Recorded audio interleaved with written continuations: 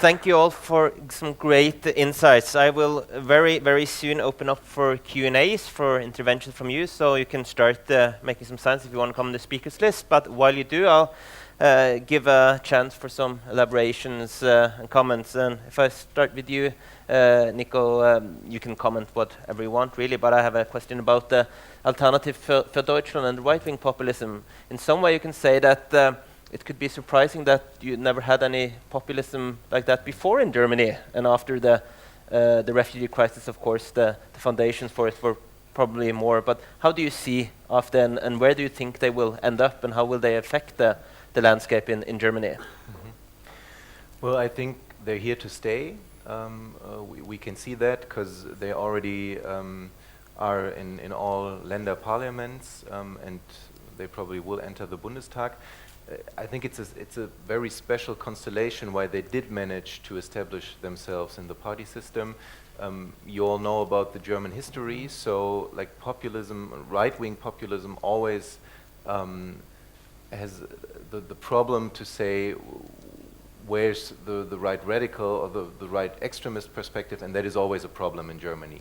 But the AfD started as a Eurosceptical party against the Euro crisis, opting for Germany leaving the Euro. So it started with a different topic, and that's where it drew its attractiveness from. And it only after that changed from the Euro crisis to refugee crisis to anti-Islam is a very strong topic. It's the same party, but it split. Some people left who founded the party. So it's kind of, it was very lucky in taking a non-controversial topic at first, or being the only party being critical of the Euro. All the other parties are very pro-European integration. It started there, and then it went to refugee crisis, anti-Islam, and moving even more to the right. And we've seen some really controversial rhetoric this election campaign, which we haven't heard before, talking about Wehrmacht and about German history. So they were kind of lucky in having this special path to establish themselves. And yeah, the big question is how are they going to act on federal level? I mean, we've seen them in parliament. They split their parliamentary groups. They joined again. People left. They hold some really bad speeches. But we haven't noticed so much on international level. When they're in the Bundestag, people will notice.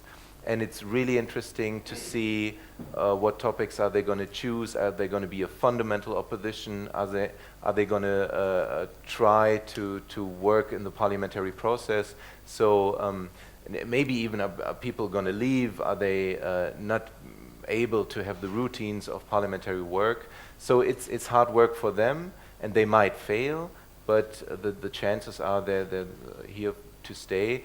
And we've seen this in other European countries, so in the end it's going to be a normalization, I guess.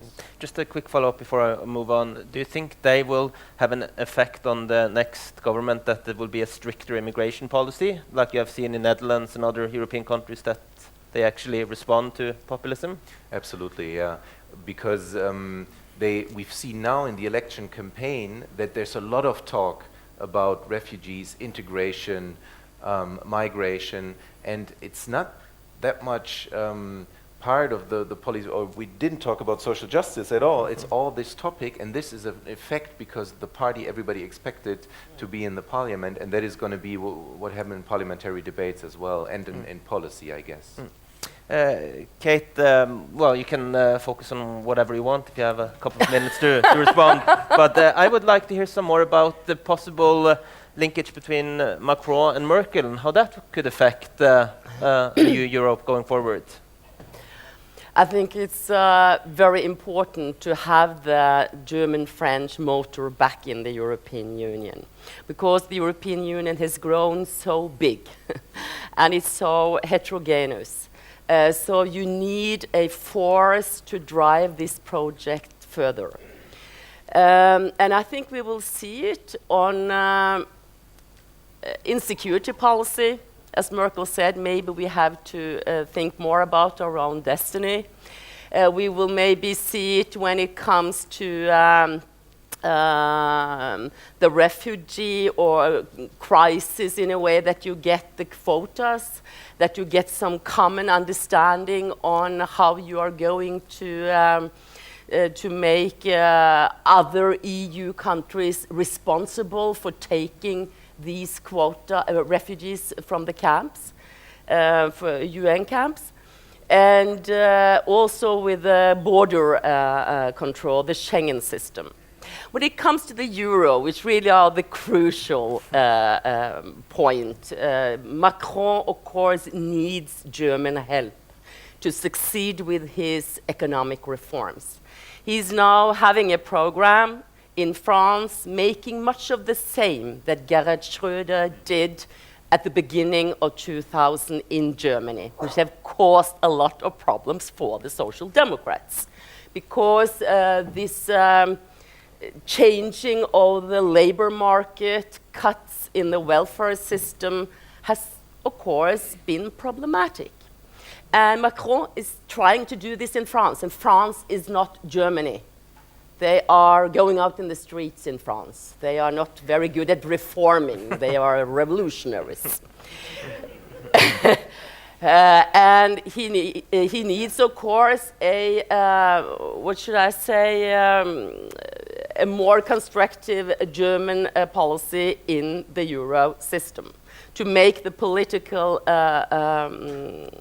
parts of the euro functioning, and maybe also get a common finance minister, as he has suggested, to make this big European fund, making a European IMF, and all the other reforms. But I think I will watch very closely who is going to be the next finance minister in Germany. Right. Because is that going to be Schäuble, or if it's Lindner, or if it's some of this more skeptical, they are more skeptical towards euro bonds, to mutualize the debts in Europe. This will be the crucial thing, I guess. But Eide, I noticed that you said that Germany is getting ever more important for Norway. Does that mean that you think we should look more to Germany and away from Britain and US in our foreign policy? More to Germany, yes. We don't have to look away from anybody in principle. I mean, I think the UK and US will remain important, but of course, it's different to work with the US under Trump. But the US will be there after Trump, inshallah. So I mean, the long-term bonds on security, of course, will not be disrupted. But I strongly believe that the key partner in very many issues today is Berlin, and that almost regardless of what the name of the chancellor is, it is a major axis for Norway, and there's still potential for developing that further. And it's bilateral and multilateral. It's Norway-Germany, it's Norway-Germany on EU and European issues, it's on refugee climate, and it's global UN.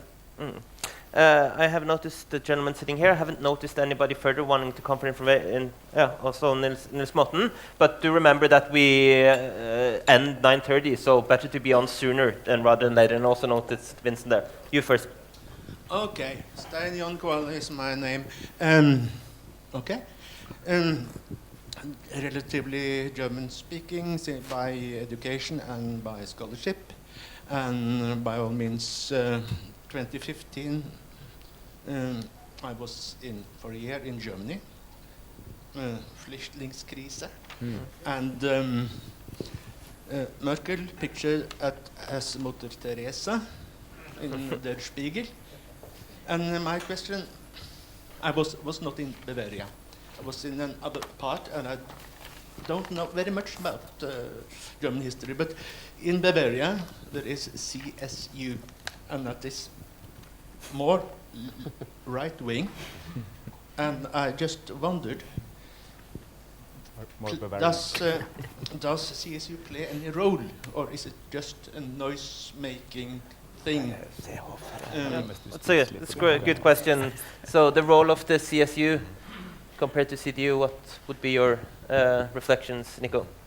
Well, it does play a great role, and in the refugee crisis, it pushed Merkel and the CDU away from a too liberal option, and they were most critical. They even threatened to sue the government before the federal court as being part of government. So you can see that Bavaria as a country is more conservative than the rest of Germany, and the CSU knows that their electoral base is rather close to where the AfD stands. So there was always a lot of trying to harden immigration policy and to get Merkel into this direction, because they knew they would lose in Bavaria otherwise. And this is they always acted kind of as a bridge between AfD policy and CDU policy. And we've already seen that besides all Merkel's refugee chancellor rhetoric, there's a lot of refugees being sent back. You know, there's the interior minister who might be from the CSU next time. There's a lot of things going on to give the electorate, the voters, the people, the feeling we're doing something, and we're not just having open borders. Now we're sending people back who are not supposed to be here. So the CSU is a main factor in this area, and it will be a main factor in coalition negotiations, because Merkel with her position could agree with the Green Party, but Seehofer and the CSU, who want a strict Obergrenze cut, which doesn't really work with how asylum is in the Grundgesetz. So that's going to be some hard negotiations, yeah. I think I'll move on to Nils Morten. I'm Nils Morten Udgaard, Foreign Affairs commentator, and I have a general question to the panel, but in particular to the German guest here, and that is the one important question for the world, for Europe, is of course, how is the thinking in Germany, and in particular in the CDU and the Adenauer Stiftung in there, on Europe, has to be any developments in the last 4 years or in this election campaign when it comes to the German conditions for extending European cooperation, Euro and other areas, defense maybe, in connection with the policies of Emmanuel Macron.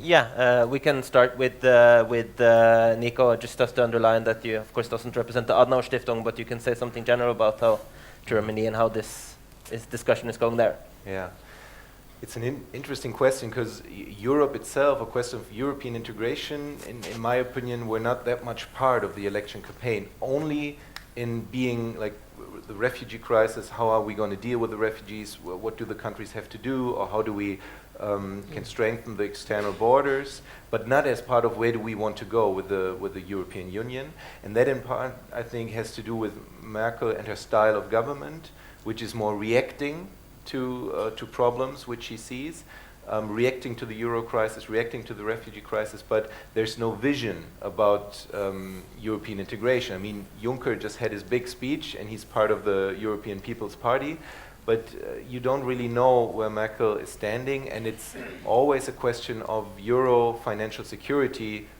personalized by Schäuble, and which is very strict in saying, you know, this is our German money, and I'm keeping it safe.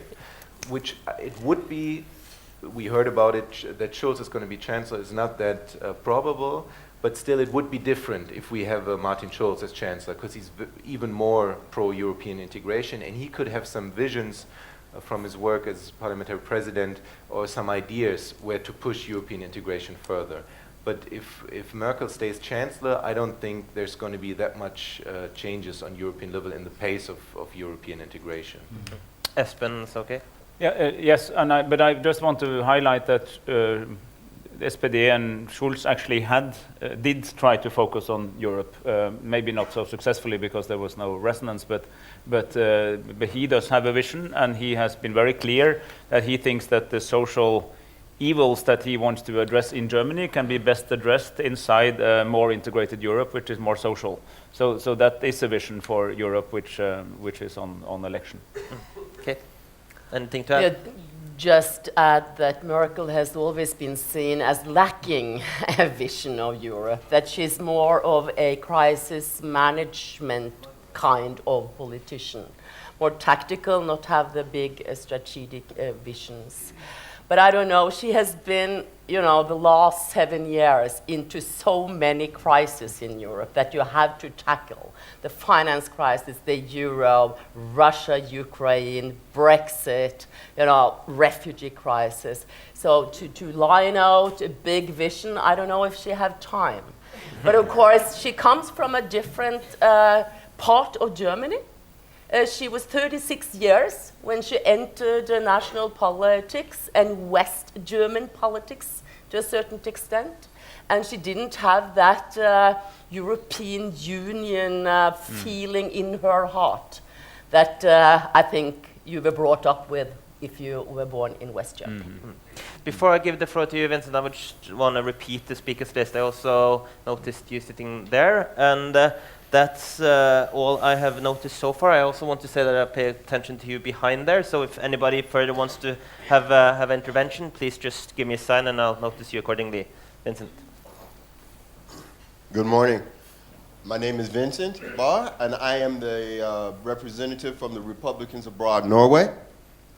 We would be very interested to understand or ask the panel, given that our president was elected from the concerns of the lower part of our electorate, and given that the Europeans, forgive me, have an almost pathological fear of the conservative right, those concerns need to be addressed by your national leaders.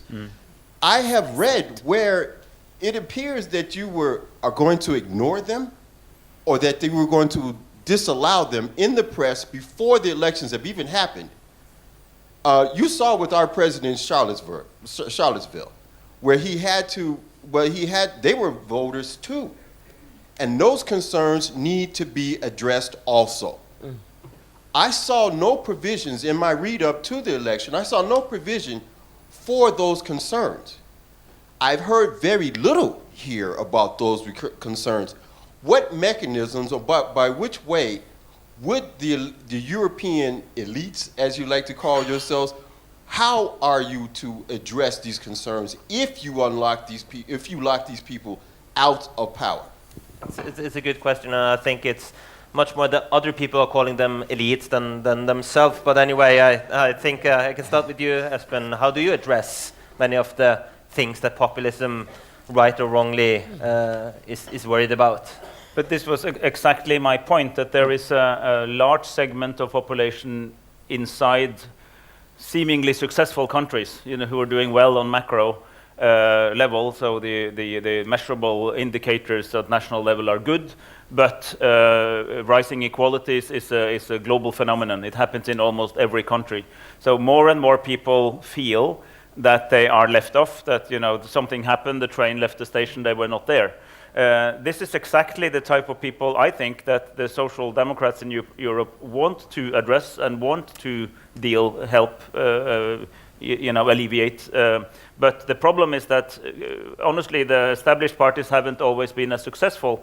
And then some of this sense, which is a real and genuine and legitimate sense of being left off, is channeled in directions that, in my personal view, clearly won't help people, creating the sense that it's us against them, it's the Chinese or the Mexicans or the Muslims or the Jews or whoever it is that you don't like that are the cause of my evil, whereas actually it's modernization, technology, automation, and in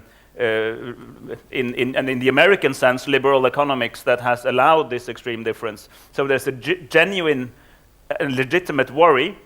But and I'm subjective, I'm a social democrat, but this has then been capitalized on effectively by everybody from some. I'm not saying that I'm not equaling AfD to President Trump, but there's some of the similar base which is then picking up on sort of far-right reactions, rather where I think they should be, which was a sort of social response of a more inclusive growth. Where are we? And this is a major drama. And if we collectively, who are in sort of mainstream parties, do not deal with that, we might see extreme polarization in politics. And some of that happened in the US, and it worries me a lot. But so the policy outcome worries me significantly. I have to be frank about it. But I do understand that there is something real below. And we work in the World Economic Forum, we worked a lot on this, and we started to say these extreme inequalities are bad for social cohesion, bad for the social contract, bad for politics. It's even bad for growth, because if you have too many rich people and too many poor people, you have less overall growth in the long run than if you have sort of a large middle segment. Okay. Yes, I think I tried to talk about that in my my speech as well, saying that it's a lot of people, 6 million people in Germany, although they have a very good macroeconomic performance, are living on so-called hard sphere support. And this is, of course, a huge challenge, and it's not been that much talked about in the election campaign. And I think you are totally right. We can't ignore these people. And looking into the figures, and I think that's also the problems in the future for the SPD. Germany, an industrial powerhouse, had in year 2000, 37% of its workers were blue-collar workers. Today, it's 19%. And this is the base of the Social Democrats. And they are not voting SPD, they are voting Die Linke, which are the only party who has been somehow trying to channelize these worries about the future where you don't have the competence, you don't have the education, and you are frightened to how you are going to survive. And I think that's also some of the problems for Merkel. I would like to hear how you Germans are discussing that we have not heard anything about the digital technology, where Germany is really not in the first class, or the car industry, which have been seen cheating with the carbon emissions, very slow in producing electric cars. BMW, Mercedes have been really sleeping in the lesson, in the class. And all this and the education system, which could somehow meet the challenges from a part of the population is falling out from the big picture. Yeah, sure. I'd like to hear your comments, Niko, about this discussion in Germany. I'm sure that's some of the debate for the AfD, isn't it? Yeah.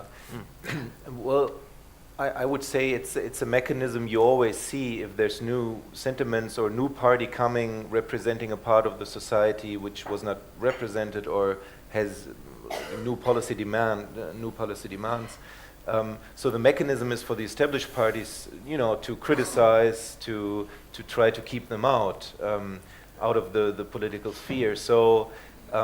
It's same with the Greens when they started, same with the Left Party in Germany. The mechanism is always the same. It depends on where the party develops. Does it stay like a protest party who wants just to provocate or disrupt the political system, or do they decide to work in the parliamentary process? And this is now, they are going to be represented, they're going to get their vote share so they can talk in the parliament on federal level.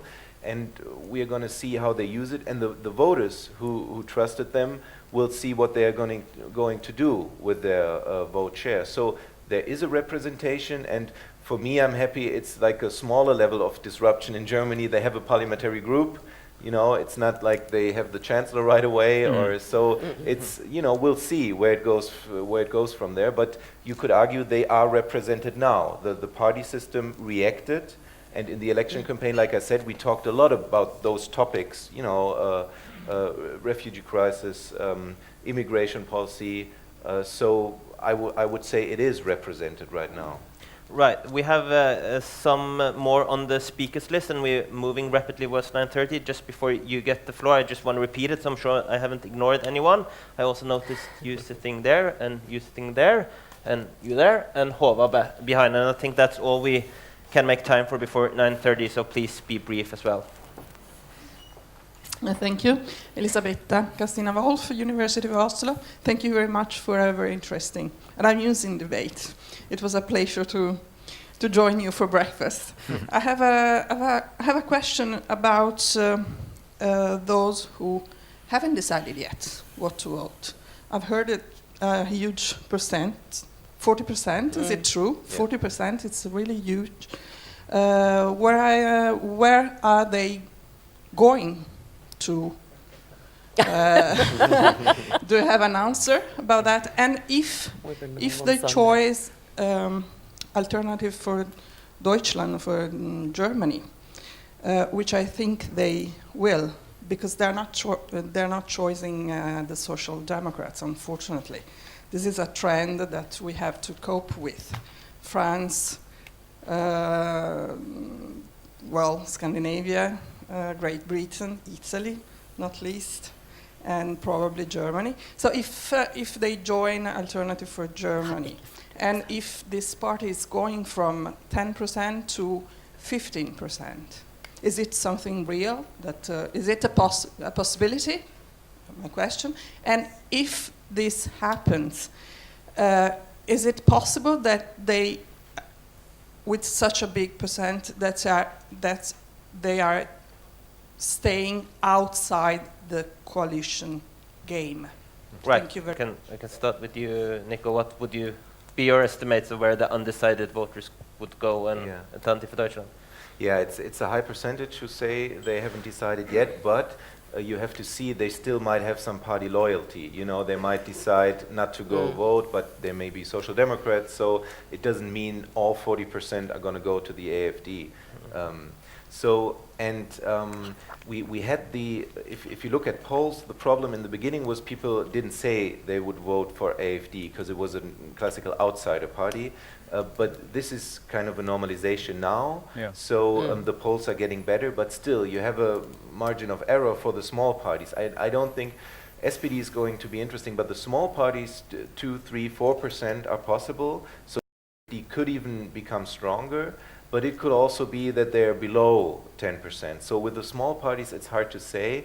But we know from electoral research that people tend to decide later in the election cycle. But I couldn't tell you where they're going to go. Espen?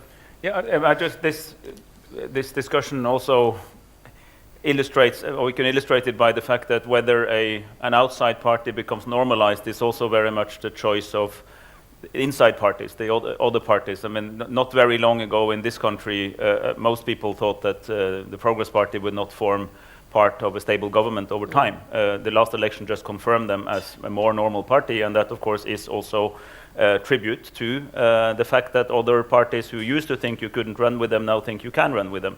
Even parties who declared in the election campaign that they would not form government are now in government negotiations. So this is a normalization process, and we always think that people should look to Norway, maybe not in this case, but these things happen. Okay. I think to compare FDP and the Progress Party in Norway with AfD is a little bit difficult. I didn't do that, but no. I mean, no, definitely not. But as an outside, but the party that was defined on the outside of the system becoming an insider. I understand that, but I think in Germany, due to history, this is very difficult to have a right-wing party with this agenda that they have today. And you will always end up with some neo-Nazis, with some really ugly faces in a party like this. Because they take also people from NDP, from the ones going into the Pegida demonstrations. We haven't seen them the last year because AfD have grown. Right. But I would like to add another point, that AfD has managed to mobilize people who didn't go to vote last time. So they are, sucking up people who were sitting home. So maybe this is also a part of them getting so big as they are today. What is can I ask you, what is the expected voter turnout? How many will participate? Oh, I have to turn to you. I don't know. In Germany, it's normally 70%. Yeah, and we expect it to rise exactly because of this phenomenon. So we might see 75, 80%, which is good. I mean, yes, of course. Yes, indeed. As in Norway. Okay. But of course, 40% of the undecided will not go to the AfD. That's impossible. Yeah, German. Please be brief, we are running out of time. So. Hello, my name is Anders. I'm with the Youth Atlantic Treaty Association. So Germany has recently been seen as more of a global leader, also for lack of leadership elsewhere. So I was wondering, would Germany, and Angela Merkel in particular, be likely to be seen as increasing its role also in security? start with you, Espen. You touched upon it. Maybe Yes, I think they want to, and they definitely have to. I mean, I think they want to. I'm sure they need to, because there is really a global lack of leadership. I'm not suggesting Germany to run the world, but it is a key. But the very good news about Germany, including all main German parties, is a strong belief in multilateralism. There's a sort of fundamental belief that Europe is a good thing, the UN is a good thing, a rule-based order, free trade is a good thing. So Germany sees itself as one of the pillars of this, and when other pillars are weakening, either because they leave the European Union or because of what's happening in the US, but also because of the rise of authoritarian alternatives to democracy in the East and elsewhere, Germany simply has to play more of this role. But it would be wise, and I think they are wise, so they will do it inside of multilateral systems. Yeah. So it's not the sovereign Germany telling people what to do. It's Germany investing its power, its resources, its intellectual capital in building strong institutions, and that's exactly the Germany we like. Okay.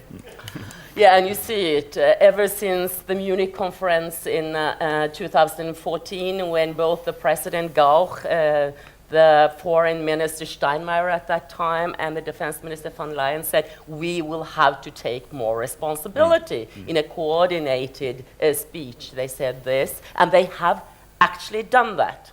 If you see today, Norwegian soldiers are taking part in a battalion in Lithuania as a matter of, in the NATO frame, led by the Germans. And this is the first time that Germany has taken this responsibility as a framework nation.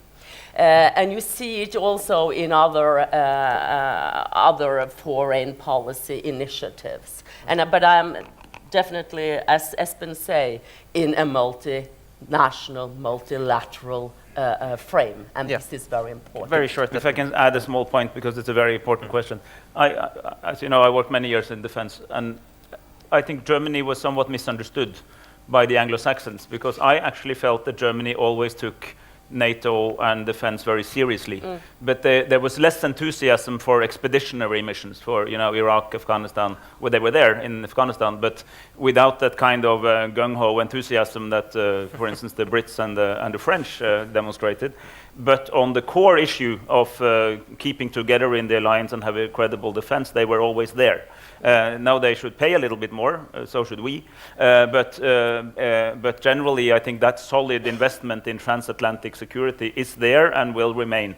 And that's also why I think foreign policy, I don't think it's true that it hasn't been really sort of a topic of discussion in a sense as much as one would maybe have liked, but it's a part of voter motivation, is that we want Germany to, I mean, the world is in trouble, we want a Germany that can help stabilize it. Niko, anything to add? How's this seen from German voters and German parties? I'm not sure if ready to lead. I'm not sure if Merkel really wants to, but she has to. She has no choice. But That's like true. you said, she'll do it in alliances and multilateralism. So it's not just Germany, but in a setting of allies. So. Gentleman there. Yes, good morning. My name is Taco Stoppels. I'm Deputy Head of Mission at the Embassy of the Netherlands in Oslo. Like for Norway, Germany is of tremendous importance for my country. And I have a question on the internal workings of the EU. For some smaller countries in the EU, it's sometimes important that there is a counterbalance in the proceedings. For some countries, the UK was providing that, of course, for years. They're leaving. I also just heard that the political system in France is not existing anymore. We see developments in Spain. We've heard about Italy. My question is, who is going to provide that counterbalance in Europe towards Germany? Yeah, it's not going to be in Norway, but Espen, maybe you have some ideas and analysis. No, probably not us. No, I mean, I think that there is not a single answer to that. I mean, maybe one answer would be small countries versus larger countries, some kind of, I mean, you have you could think about Benelux, Nordic cooperation. I mean, Nordic, not us, but Sweden and Finland and so on. But it's a good point. I mean, we will see a stronger German-French axis. That's actually the best axis you could have if you have to choose one. But it's still an issue because it seemed to be. We all wrote about this in the past, right? And we said that axis, well, it's still there, but now you have the UK who's dragging in a more Atlantic and somewhat less union direction. You have the new emerging powers in the east. For a while, Spain and Italy looked like they would sort of play more of a role and so on. And in a sense, we're more back to that core drive. And that might, of course, be popular in Germany and not necessarily popular in Netherlands. I see that, and I think that's a discussion. But ask some people who are members of the European Union, they might help you. Okay, Danny, think that? Yeah, I guess this is the German question back on the agenda. I have no answer, but it will be, that's the main question to follow in the years to come. And I think you have maybe to see it in different aspects of the EU cooperation, that in the euro you have to see defense and you have to, slice it up. And different countries can be counterbalancing in different issues. And I think that's the way to do, because it's no balance between France and Germany. That's something you think in Paris. Niko, any thoughts about? Well, maybe if we have the first three-party government, you could try the party channels. If the left party governs, or even the Greens. I mean, you have the Euro parties and you have the party families in Europe. So maybe if you have more politics on European level, you could try the party channel and say, okay, at least here we have the chance to maybe push the policy in some direction through the party families, maybe. Final question from Håvard. Sure, very grateful to be able to ask the final question. My name is Håvard Sandvik. I work as a policy advisor in the parliament here. I'd be interested to hear your comments a little bit more on the realism of the Jamaica alternative, because you spoke a little bit, I think, to the base of the Green Party and what they would think, but I would also think to the leadership and the realism of the Green Party going into a government after a major loss. And there I do see a distinction between the FDP and the Greens on the one side and the SPD on the other side, the SPD being a party more familiar with kind of taking that responsibility of government, and where I could imagine pressure would be greater to take on that mantle of government rather than the Greens or the FDP. My signals from what I hear from Germany is that neither of those parties are very enthusiastic about it, even though they haven't excluded it formally. Thank you. It's an excellent final question, and you can also answer that question and have your final thoughts. So, Niko, I can start with you. It's exactly like you said. I think it depends on the win or loss of the Green Party. If they surprisingly have 9 or 10%, they feel strong. They might, just like in Schleswig-Holstein, they might try it. If they are at 6%, 6.5%, they're so weak, they're not gonna, probably not gonna make the experiment. They need heavy concessions from programmatic concessions from the Christian Democrats and the Liberals.